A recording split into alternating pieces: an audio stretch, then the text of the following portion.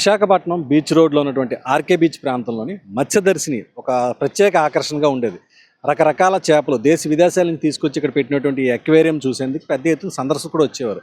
అయితే ఇటీవల కాలంలో అది కొంత వివాదంలో ఉంది. ఎందుకంటే దీన్ని లీజుకి తీసుకున్న నిర్వాహకుడు జీవీఎంసీకి డబ్బులు సక్రమంగా చెల్లించకపోవడంతో చాలాసార్లు దీనిపై వివాదం కోర్టులో కూడా కొనసాగుతూనే వచ్చింది.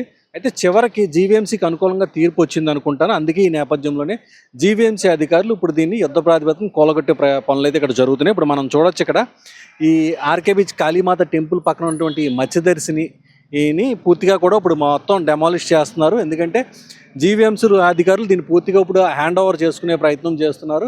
ఇందులో భాగంగానే ఈరోజు ఇప్పుడు ఇక్కడ భారీ ప్రొక్లైన్లతో తీసుకొచ్చి మొత్తం పూర్తిగా అంతా దీన్ని కూలగొట్టడం అనేది జరుగుతుంది. అయితే దీన్ని నిర్వహిస్తున్నటువంటి నిర్వాహకుడు మాత్రం ఈ స్థలం ఖాళీ చేయకుండా జీవీఎంసీకి ఎదురు తిరుగుతూ మొండిగా వ్యవహరించడంతో అధికారులు ఇప్పుడు ఈ ప్రయత్నం చేస్తున్నట్టుగా మనకు తెలిసింది.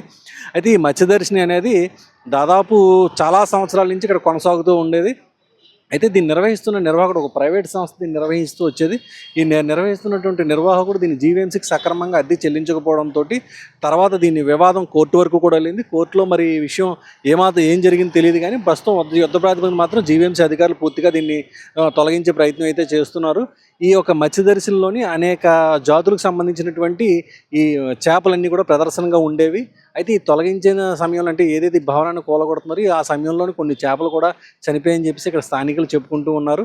మరి కొన్నిటిని జాగ్రత్తగా భద్రపరిచారని చెప్పేసి అంటున్నారు. మొత్తానికి ఈ మత్స్యదర్శిని వివాదం ఇప్పటితో ఇంకా ముగిసిందని అనుకోవాలి. ఎందుకంటే ఈ మత్స్యదర్శినిని ఎప్పటి నుంచో జీవీఎంసీ అధికారులు స్వాధీనం చేసుకుందామని అనుకుంటూనే ఉన్నారు. ఎన్నాళ్ళు కుదరలేదు.